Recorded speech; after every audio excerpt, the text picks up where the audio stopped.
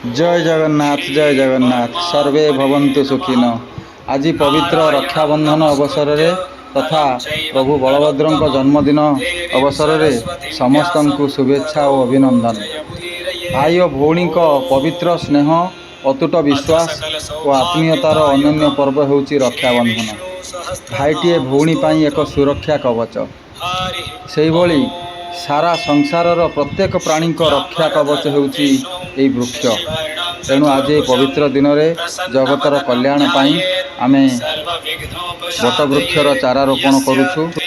एई वृक्ष सारा संसार को रक्षा करुची। पृथ्वी ग्रह रे एई उद्भिद जगत पाई जीव जगत तिष्ठि रही।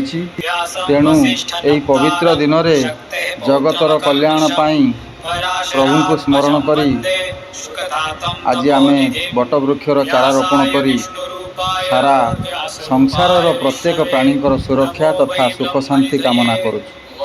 आज बुलू भाई मध्य एक बट वृक्षर चारा रोपण करिवे।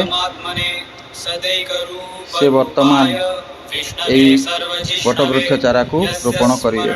जय जगन्नाथ। जन्म संसार बंधनात् विमुच्यते नमस्तस्मै विष्णवे प्रभविष्णवे नमः समस्त भूतानां आदिभूताय बुभृते अनेक रूप रूपाय विष्णवे प्रभविष्णवे। ओम श्री वैशंपायन उवाच श्रुत्वा धर्माशेषेण पावनानि च सर्वश युधिष्ठिरः शान्तनवं पुनरेवाभ्यभाषत।